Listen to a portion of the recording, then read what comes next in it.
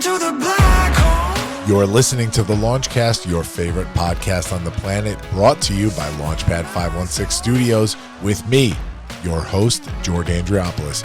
We're talking leadership and turnaround right now as the countdown starts. It's like food for your ears. At this time, I'm going to ask that you fasten your seatbelts. Launch sequence. Launch sequence activated. Launch sequence activated. 5, 4, 3, 2, 1. Woo!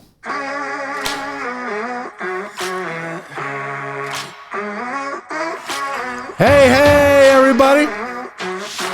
Welcome to the Launchcast. The storm is coming, but I'm prepared. We are back. It is season 5. I am so jazzed to be here. 5 years later, the Launchcast is still here with Launchpad 516 Studios. I got the goosebumps. As always, you can see him on camera. We have an incredible guest today, and I'm going to get to all that in a minute, but you know how we do. This hasn't changed. It's the Launchdad himself, George Andriopoulos, bringing you your favorite podcast on the planet, leadership and turnaround. We're getting into all of it right now as the beat drops. Into the black hole.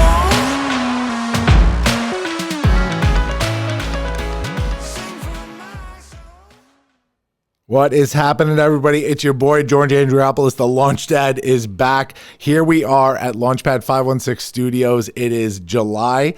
We are recording the day after an incredible Speak Pop-Up event. We're going to get into that in a little bit. But I want to welcome you all to Season 5. So I talked a little bit about this in the trailer, but we're back, right? Those of you that follow me on social, you know that we've had conversations over the last year and a half about the direction of this podcast and Launchpad 516 Studios. We're going to be getting into the new show Out to Launch as well this fall. But you guys brought the show back. I had decided that it was time to sunset the Launchcast, that I wanted to move on and talk about a different message through the Out to Launch podcast.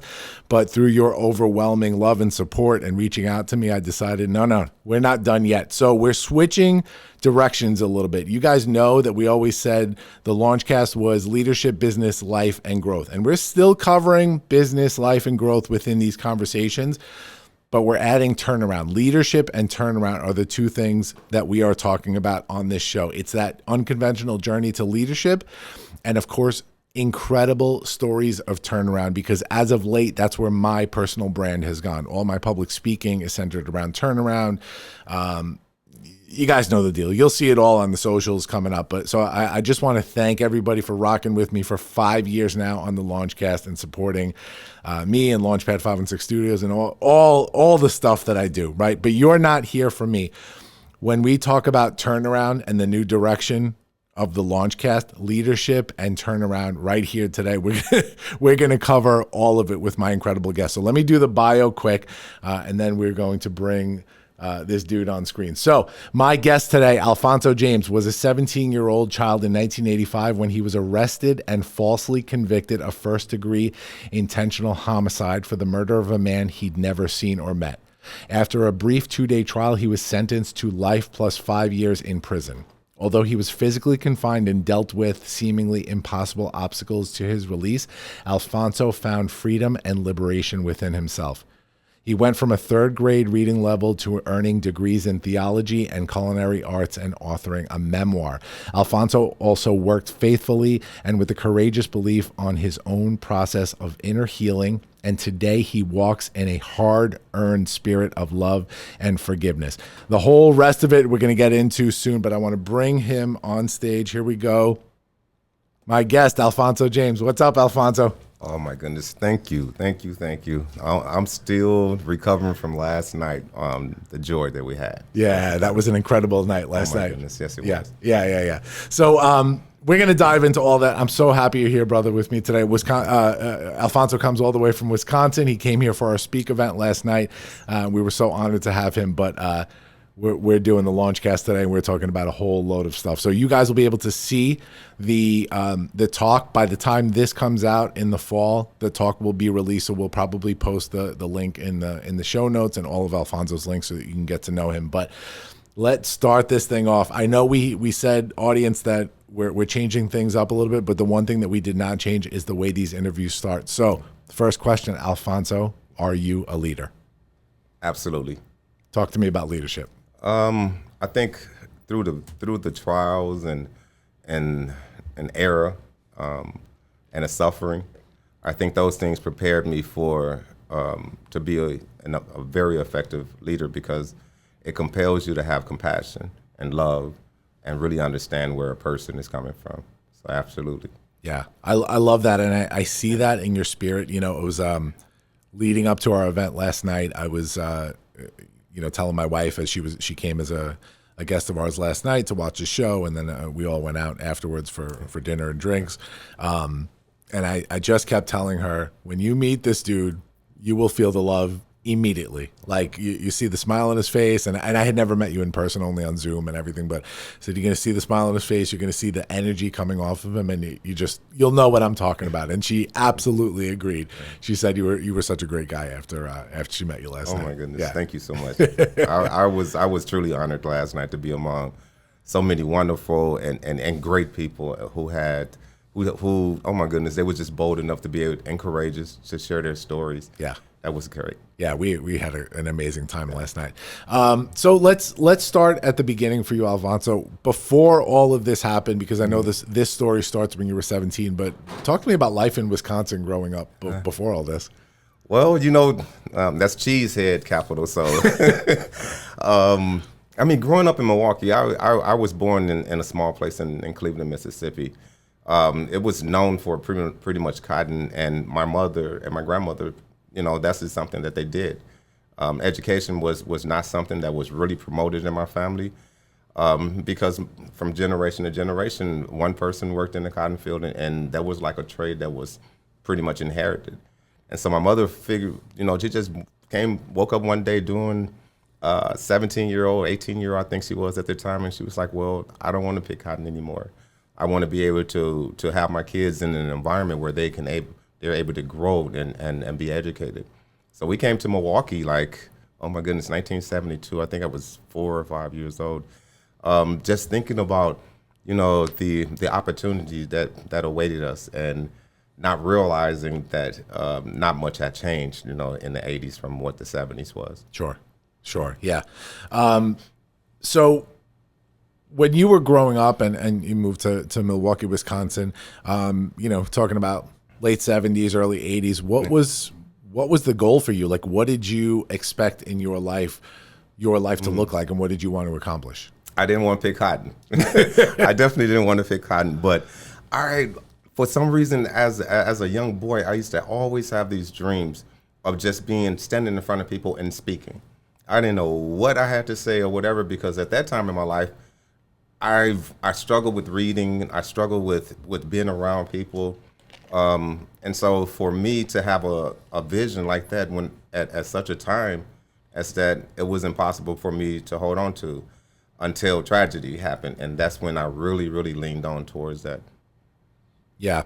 So I want to delve into that. And you gave an incredible talk last night about this at Speak Faith. And I've heard podcast interviews with you before, and I've heard your story from other people, and it's just so powerful and incredible. But 17 years old, before the events of this, you had, and you were just telling me about this right before, boys being boys, right? Yeah. You and your friends messing around, had a little bit of an incident.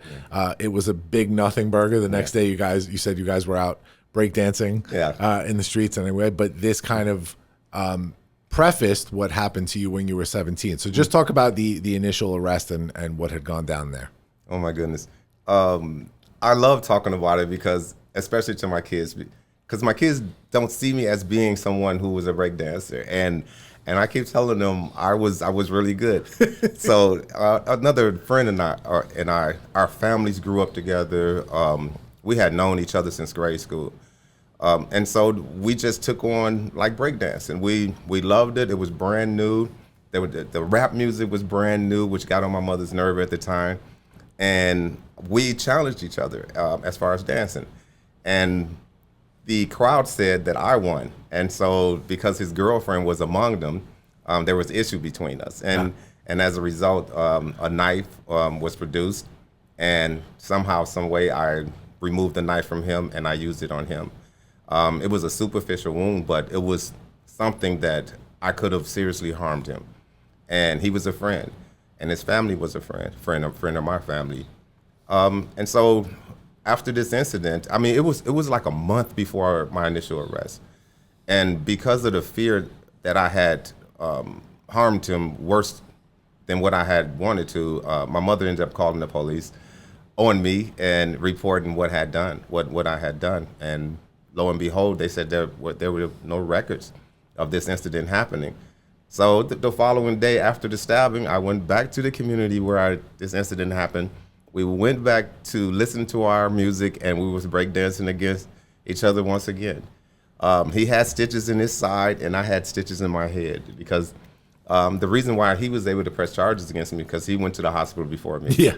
And I refused to go because I was like, man, what happens in the hood stays in the hood. So then the day that the cops showed up at your house for this other incident, tell me about that a little bit. Oh my goodness. I remember it was one of those mornings where I was expecting my daughter to come over. So I had awakened early. And as always, my mother's the first person that's up, so she always have this music on, and she always doing a beautiful breakfast. And I have 4 younger siblings, and my daughter was the first grandkid and the first niece in our family. And so we kind of surrounded her because there was a lot of things that as kids we lacked. And so we had decided as siblings that when we do finally have kids, that we will provide a better, for them. And I remember sitting on my mother's porch. It was July the 27th, 1985. And it was at 10:40 a.m. And I remember sitting on my mother's porch and noticed that there was a police car that, appeared. And he slowed down once he came in front of our house. And then a few seconds later, he left. And then he did a U-turn, and he came back. And he lowered his window, and he was like, ma'am, who is that kid, that black boy that's sitting next to you? And that's when my mother told him, well, that's my son. Why? It's like, oh, he's not in any trouble or anything. We just want to talk to him or canvass the community because there was an incident that transpired the night before. And my mother and we knew exactly where I was at that particular time. And yet I went to go speak to him. A few seconds after speaking to the detective, the officer, he was like, well, we just want to take you down for questioning. You're not in any trouble or anything. We just want to take you down for a line of questioning. And lo and behold, I was questioned about a murder. And during a 12-hour interrogation, because there was never an investigation. There was always this rush to judgment type of thing rather than to investigate. Sure. And so after 12 hours, I was so frustrated and tired and just wanted to get home. They came to me and said, well, your mother's in the lobby waiting on you. The only thing you have to do is just sign this document and you can be released. And at that particular time, I had never been in that type of environment where I was being interrogated for something. And at that particular time, I didn't know how to read. So I signed this document. An hour or so later, they came back with this document. The only thing that was familiar to me was my signature. Right. And so they pretty much just put the story together. And I was sent to a children's center. And Monday morning, that's when I discovered that I was being charged with first-degree murder of someone I never met. It's unbelievable. I've heard this so many times, the story from you, and it's still just crazy to think about. What was that initial, like, so this whole thing goes down. I've heard you talk about, like, your mother breaking down after this and the whole thing. And but the whole thing happens, and then you're in prison and the doors are locked and you're sentenced to 105 years? Yeah. 105 years. What was your mindset like in those first couple of days, like just accepting that? It was challenging because I couldn't wrap my mind around what the conviction. I couldn't wrap my mind around 12 people, strangers, who found me guilty, and And at that time, I was still functioning as a young teenage boy. And so for adults to point their finger at me and then find me guilty of a crime that I wasn't responsible for, it was something that really, really took me back. And so by the time I went to Green Bay, I had embraced this idea. Well, they said I'm a murderer. They said I'm all these type of things. Well, okay, I'm going to be the very thing that they said I am. And so when I went to Green Bay Correctional Institution, which is a maximum facility in Wisconsin, I was determined to hurt as many people as I possibly can. So I got into many fights, and as a result of that, I was given administrative seg. Administrative seg is when they don't want to deal with you, they just put you away and throw away the key. And so I was in solitary confinement for a mandatory 5 years. And so within that 5 years, I was like, well, I can't write my mother a letter because, I'm too ashamed to really ask people for help. And then at that particular time in solitary confinement, you really don't have anybody to call out to and ask for help because it's strictly about punishment and to break you. And I remember thinking, I was like, well, how did it get this work? How did it get this low in my life? Why did I deserve to be, in a position like this? And then finally, I stopped feeling sorry for myself. And I was introduced, like every week, there's this chaplain. Every Friday, he have a scheduled meeting with everyone, regardless to what your religious background is. So he came down to SEG, and I sat there, and I was like, man, I hate this dude. I don't know him. He keep coming to my cell and offering me this. And I was like, he know nothing about me. So the next time he come to my cell, I'm going to throw some urine on him. And hopefully that discouraged him enough where he can stay away from me. But actually, it was a complete opposite. Because when I threw the urine on him, his response was always, I love you, Alphonso, and so do God. And I'm sitting there trying to figure out how can a God love me, which allowed this tragedy to happen in my life. And none of those things made sense. So I became more angry at him. And 4, 5 times straight, he came to my cell and I repeated the same act. And then finally, the last time he came to my cell, he came with an additional chair. He came with a chair and an additional towel. And I laughed at him. And I threw the urine on him. And he reacted to me the same. Alphonso, I love you, and so do God. But this time, he reached for the additional towel, and he brought the chair near us. And he sat in front of my cell, and he was like, Alphonso, I love you, and so do God. And at that moment, it was like something connected in me. And I was like, man, what do this man see in me? Why do he keep pestering me? And so finally, he said, okay, why are you so angry? And I was like, Chaplain, I'm in prison for something I didn't do. And I don't understand why nobody's giving me a reason. And when he said that he believed me, it was like something that clicked inside of me. It's like, oh my God, there is one person in this world that actually believed me at the darkest point in my life. And so he was my motivational factor to really become better. And then I also told him my deepest secret, which I couldn't read. And so he began the process of bringing like coloring books and things like that down to SEG. And I remember connecting the picture to the word, and he would celebrate even that small learning that I had done, to the point where he would tell me God has a tremendous vision for you.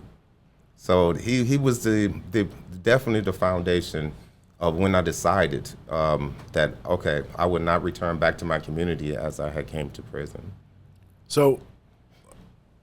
So it seems like, because I want to talk about the turnaround here, because that's, again, we focus on 2 things on this podcast, leadership and turnaround. We're going to get into the leadership side of this later, but the turnaround seemed to have begin to spark for you during solitary confinement, right? So that seemed like from the story that you've told me and on stage, that seems like the moment where you decided to start investing in yourself. Right, and growing, learning to read, and then kind of turning things around to a position where there's positivity and hope exuding from you, and not that negativity and that anger, which you, by the way, deserved 1,000 times over to have that negativity and anger for what you had gone through, of course. But so what was it like when you were done with solitary confinement after 5 years, going back into the general population, what did that Alphonso look like, and what did day-to-day look like for you? Oh my goodness, it was an incredible experience. It was like during my solitary confinement. I often say the worst thing that could have happened to me is that I was locked in a small room with a book, and that is exactly what happened. I mean, I was locked in this small space where I was able to not only reinvent myself but bring about personal healing, because I remember there was a time in my life where I was this active kid. I mean, I was excited about life. Everything was like, and then all of a sudden, somewhere along there, it was like a shutdown. And so while I was in solitary confinement, that's when I began to discover that there was a brokenness that happened to that 8-year-old child. And once I began to return back to the 8-year-old child and embrace him and let him know, okay, Alphonso, you're not a failure. Even though society or your siblings or whoever may have told you that, but that's not who you are. So I had to go through a process where undoing a lot of lies that was spoken into my life, because for a long time I was living out a self-fulfilled prophecy. Mm-hmm. And so once that healing began to take place in that dark place, once I returned back to general population, prison was no longer a place of punishment for me. It became a higher form of education, and I saw a real need that was unmet while we was there. There was guys that didn't have their GEDs. I wasn't the only one that was incarcerated that couldn't read. There was a ton of us, and so I was able to identify who these people are, and so I focused on them. And the 105 years I had, it stopped being like this really, really awful thing, but instead it became an opportunity for me to grow as a person. And so once I started focusing my energy, my time on the betterment of other people around me, I knew that the healing would continue to move forward in my life. Right. So I want to look at this from a different perspective, which I think is really interesting. We've all been through the mud in our lives, right? And especially people, like the type of people that listen to a podcast like this, they've probably experienced the thing in their lives that they're, trying to overcome and grow past. And they're into that personal development thing. So we've all hit that place in our lives, and there's no comparisons, right? It's all apples to oranges. Mm-hmm. But that's a slow process, right? Like, so, I've told my story here, but it's like I was this good kid, right? As into my teenage years, very, happy kid and did good things, and, developed into this different person into my 20s. And then by the time I was in my early 30s, I was just the worst. And I had to hit this point in my life that I considered rock bottom to then go, I got to fix this. And then it was like, yeah, I mean, I'm past that. I'm 13 years to 14 years into this journey of like being this better person, and every day I continue growing. You, in this 5 years of solitary confinement, it was like this fast forward of like, you started there at the lowest place in your life, which you didn't put yourself in technically, right? And it was almost like you weren't just locked in the room with a book. You were kind of locked in there with your worst enemy. You had to only face yourself. And the process of a lifetime of kind of messing up and figuring it out and fixing yourself, whatever, that was like all sped up for you in that time period. So is there a part of you that thinks that this time for you was important and impactful, and that your life may not have ended up where it is today had you not have gone through this process? Thank you for asking that. The 32 years that I experienced in prison was an elevation, but it was a dying of self, in the same process. And the elevation meaning that I was able to step outside my 8-block radius. I was able to step outside my lack of education, my ignorance about how the world operates. I didn't go to prison. I wasn't incarcerated with the tools necessary in order for me to change the form of my thinking, because, again, I had limited experience. And there was a whole lot of other contributing things: the depression, the anger, the PTSD that I had gone through for years, but it was never diagnosed as that until I was released. But there was something that was innate within me that I knew that there was something greater for me to be doing. And once I discovered those things, and sometimes in our path, we discover who we are in the most trying of times. I often reflect back to some of those things, and sometimes it shocked me because I still experience the sounds that happened in that place, the screams that happened in that place. And sometimes I tell myself, how did you not go crazy?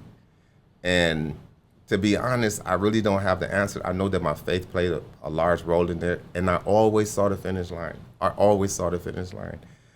Irregardless to whenever I went to the parole board 21 times. And each time they told me, until you accept the truth, you will remain in prison for the rest of your life. And I was like, I have accepted the truth. And my truth is I'm not responsible for the crime I was committed of. And so time after time, I was rejected. I was denied. I was rebuked. I was teased. I was attacked physically, simply because I was standing on my truth. And I couldn't allow what people thought of me to affect how I treated them. Mm-hmm. And so I think that is really the time when my leadership skills started, because I stopped thinking or operating out of feelings, but I started operating out of knowing that the trauma that is inside of each one of us is just reaching out, just lashing out to something that is near, and it need to be relieved of those type of things. And most people don't know how to do those type of things.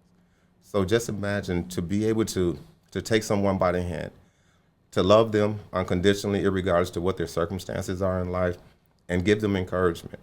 I think that when the chaplain did that to me, it was like I had no choice but to gravitate towards that.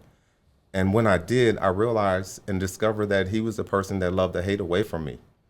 And once I realized that, I was like, the same love that he poured inside of me, I want to pour inside of others. And so that's why it became a mission field for me. And I stopped thinking about prison like that. I stopped looking at prison like that. Once I learned to read, I can open up a book and I can escape to any country, any place I want to. I was never confined in my spirit or in my soul. They may have had me physically, and yet while I was there physically, I knew that I had to perform some type of thing. Yeah, that's incredible. I love that you mentioned that line. I've heard that once before, I think on probably our virtual rehearsal for Speak, that he loved the hate away from you. I think that's such a powerful line, and so indicative of the shift that you made and the turnaround in the mindset. Because like I said at the beginning of this thing, man, you just exude hope, right? For such a heavy topic, right? Such a heavy topic, such a heavy life that you've lived, and to walk around. I talked to our mutual friend Meredith the other day. Meredith Grundy, of course, is one of our triple threats at Speak. She's a published speaker. She's a channel partner, and she's a 2-time Speak producer for us. So she had nominated Alphonso to speak Faith last night, which he wound up closing the show and just destroyed that room. Standing ovation. And I touched base with Meredith a couple of days ago, and we were both just like ear to ear smiling, because she said, Alphonso is just like exuding bliss right now. She's like, anytime I talk to him, it's just like the world is at his fingertips. Like everything's just amazing. And that's like, you give that out, which wow. I love that.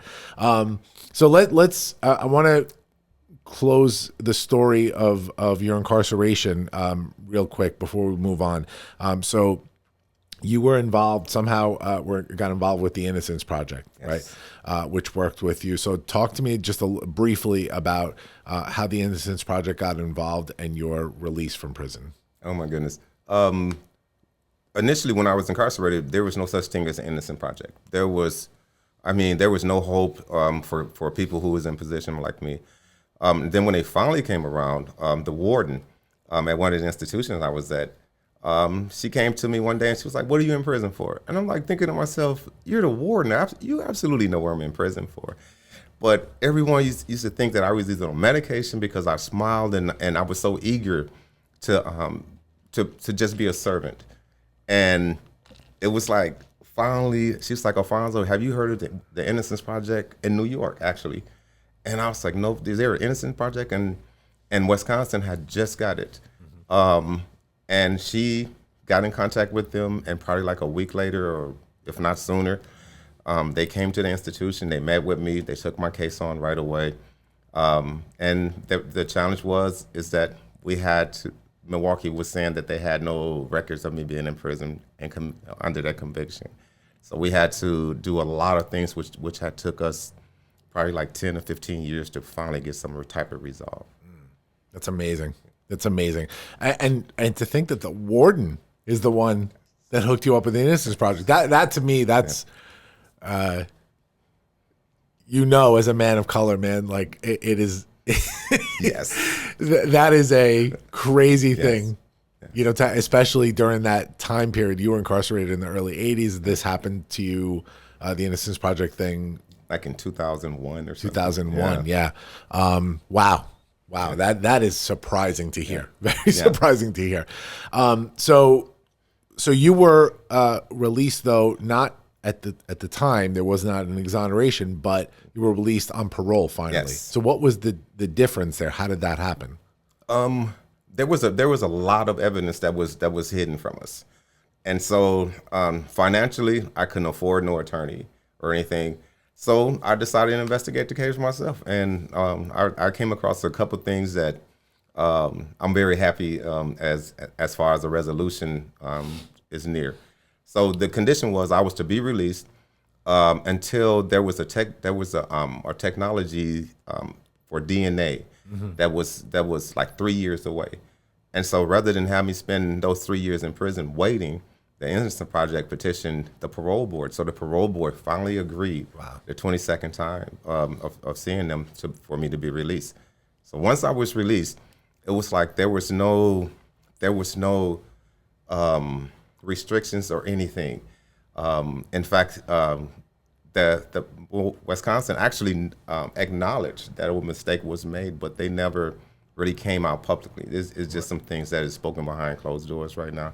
But I'm very hopeful. Yeah, and we'll keep an eye on the story, and we'll update everybody because this is still ongoing. So, so what I want to talk about is so this happens, right? What is that first moment of freedom? What did that feel like for you? Oh my God. I saw a cell phone for the first time. Well, we're going to talk about that in a minute, but yeah. To walk out, and my mother, my daughter, my siblings, they were all standing there outside the prison. And when I stepped out, it was like, oh my God. The first thing, believe it or not, the first thing that came out to my mind, okay, what's next? Because I had overcome a tremendous battle in my life in order to get to that point. And now that I had overcame those obstacles, it was like, okay, there's another battle that I have to deal with, because now I'm still this 17-year-old kid as far as experience. My family is strangers. I hadn't seen my daughter since she was like 2 months, and so I wasn't able to be there for my siblings. And so it was like I was going into the arms of people who I really, really wanted to be around, but then they were strangers on the same time. Yeah. What was the first thing that you did when you got out? I kissed the ground, I cried. I kissed the ground, I cried. And I looked at my mother and I told her, I was like, see, I told you we was gonna do it. I told you we was gonna do it. And so she had been my support from the very, very beginning, and I know it was hard on her. So the family dynamic when you got out, your mother, thank goodness, is still alive, your siblings, your kid, was everybody accepting of you? Was it like everybody understood that a mistake was made, or was that hard to kind of get through to people? That was hard to get through. It was really hard to get through. They tried to lighten things up right before I was released. My family, my sisters in particular, they was like, well, you need to watch Shawshank Redemption. I was like, Shawshank? What is Shawshank Redemption? So I watched this 3-hour, 4-hour movie, and then there was a scene where this guy had did like 40 or 50 years, and he ended up hanging himself. Yeah. And I was like, wow, that is what my family think about me, because we never experienced anything like this. So they didn't know what they expect. And so once I was released, it was like everybody was on eggshells. I knew how to survive in prison. I knew how to put up this wall. But now I'm around people who I love. How do I let them know, okay, moms, I suffered really bad in prison, but I don't know how to tell you. I've hurt. I've been hurting a long time. How do I tell my family when we ourselves don't know how to deal with those type of things? So I came out with a different mindset of like, oh my goodness, my sisters is still these little kids who need their big brother. My daughter is still this 2-month-old baby who I can just put in my arms. But when I get out and see them, they're like grown up. Grown. Yeah. Oh, that's incredible. And you touched on this before, pop culture, technology, all of this now, right? From the 80s until you got out what year? 2017. 2017. Like that, the shift is crazy. By the way, movie-wise, so you saw Shawshank. Did you see The Hurricane? Yep, I saw the order. That's the I one. love it. That's the one. It, yes. And that reminds me so much of your story because, and I don't know if it was the Innocence Project that helped Reuben Carter get out, but it was a Canadian group I remember in that movie. But that reminds me so much of your story too. It started from one young kid who believed in him. Yeah, unbelievable. But that shift with pop culture and technology, what was that like for you? I mean, coming out and seeing an iPhone. You know, like computer technology that didn't exist in a computer in 1985, let alone in the palm of your hands. What was that shift like for you? First of all, I'm still trying to get over the fact that I can't break dance. So I'm still stuck in that phase. And and to see, my mother, nobody trusted me to drive because I never drove a car, but I had a license. And my mother used to drive me around all the time. And so I would look at these people walking down the streets and I would see their lips moving. And I would look to my mother and I was like, Mom, all these people talking and stuff, are they nuts? She said, no, boy, they got earbuds. I was like, what is an earbud? So I discovered that. I'm glad it was my mother who I said that to. But yeah, I mean, everything is different. The culture, the attitudes of people, the hospitality, that's the one thing I really, really miss. And where I'm at, we don't really experience too much of that. Yeah, I'm sure.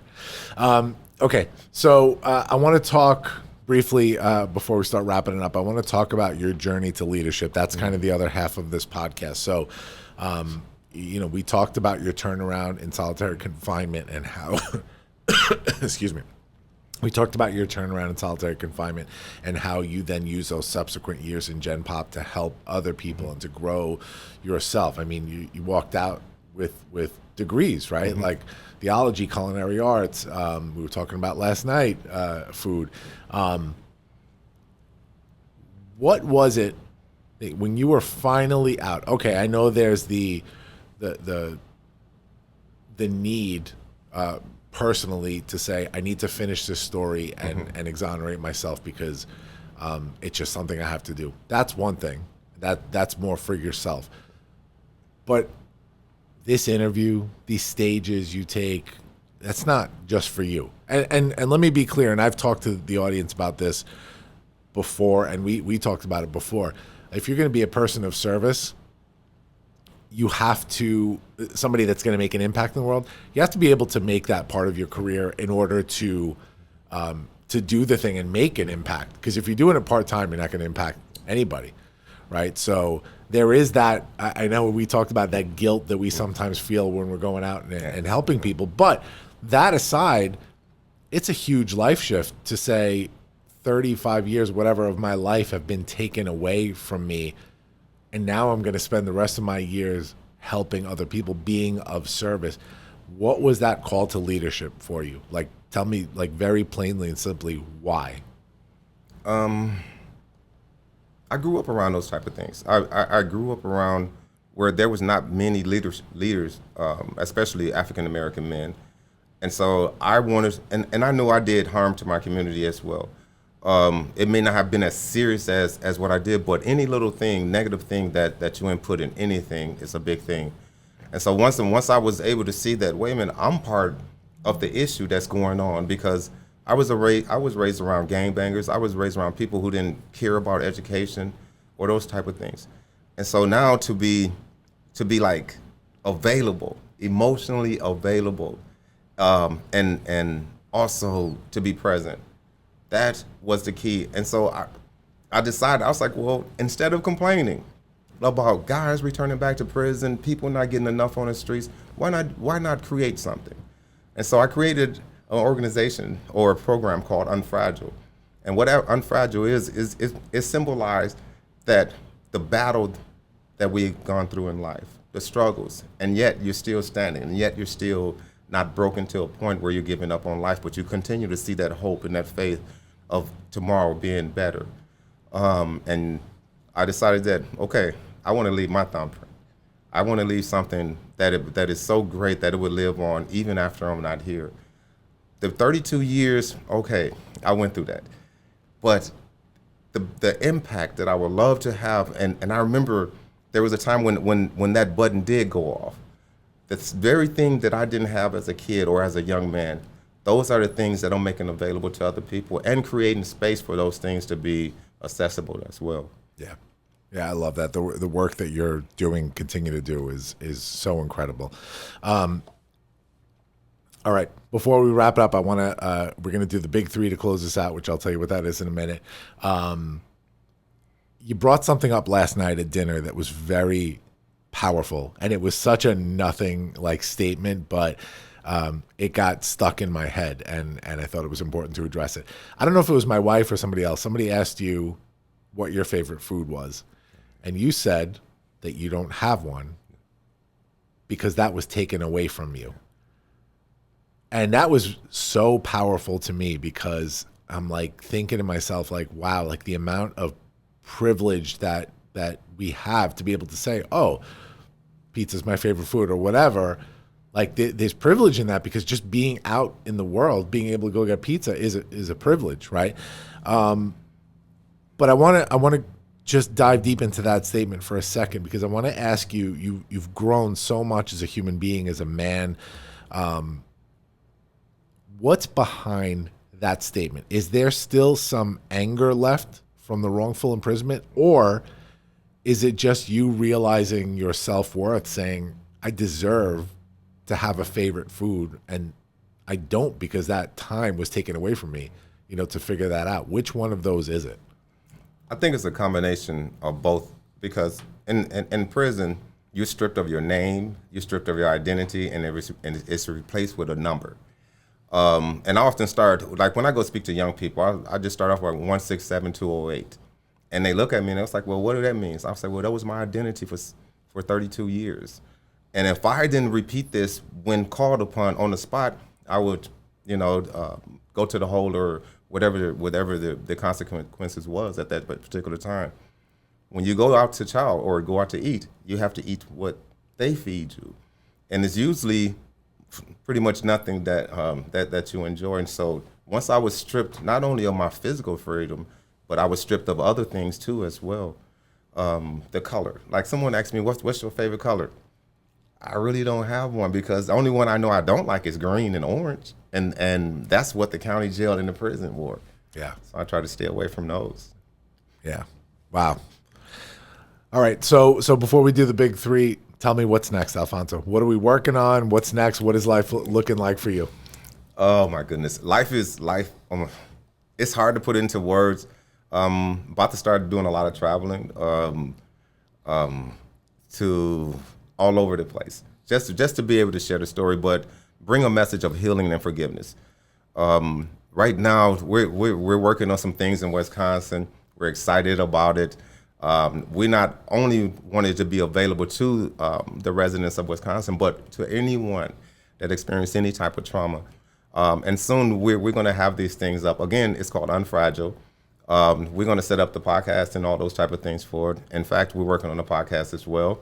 And I'm hoping to have my friend involved in it. So we're really excited about that. I'm really, really excited about returning back here and sharing ideas with you guys because I love what you're doing. Yeah, we have a lot of ideas we want to share, and I'll put this out publicly as Speak continues to grow. We're a social enterprise, but there is going to be a nonprofit side of things where we're doing more than just what we do now, which is do free Speak shows at public schools. That's the nonprofit side. But we want a restorative justice program. We want to be able to do Speak in prisons and help people that are in that population in prisons to tell their stories. All right. So, and we're definitely going to work with Alphonso on that. Yes. So let's move on to the big three. The big three from the Launchcast. The big three, Alphonso, is 3 questions, top 3 answers for each. Okay? Quick, concise answers. You ready? All right. 3 favorite places in the world. And I know this list is probably growing for you. I went to New Mexico. I went to New Mexico. The mountains is gorgeous. I'm not saying this because I'm in this state. New York, oh my goodness. I had a chance to see some wonderful things. And then it has to be Mississippi. Yeah. Love it. Okay. The 3 things that you missed the most while you were incarcerated. My mother, my grandmother, and my daughter. Last one. 3 greatest successes in your life. My daughter, my grandbaby, and my relationship. Love it. Love it. Alphonso, appreciate you, brother. Yeah. Thank you for bringing this incredible story and sharing it with the audience here at the Launchcast and with Speak.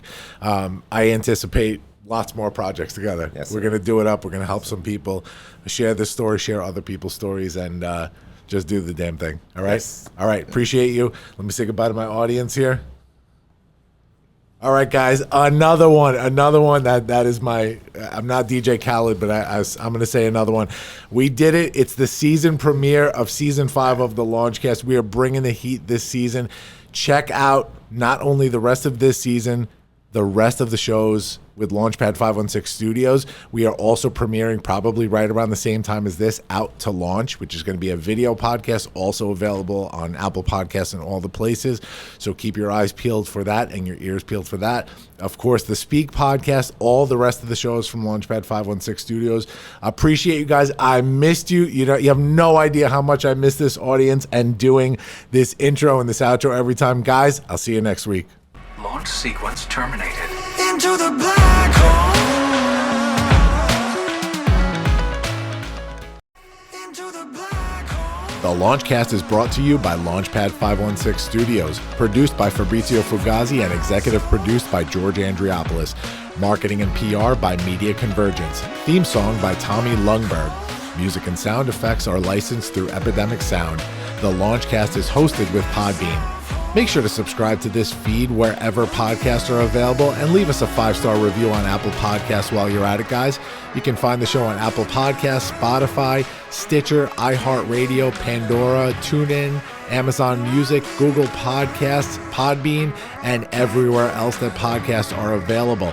Follow me, George Andriopoulos, the host, at Launchpad CEO on Facebook, Twitter, and Instagram, or follow the show at The Launchcast Show on Facebook and Instagram, or at Launchcast Show on Twitter. Visit our website, thelaunchcast.com, and make sure to follow all the great podcasts produced by Launchpad 516 Studios. We'll see you next time, guys.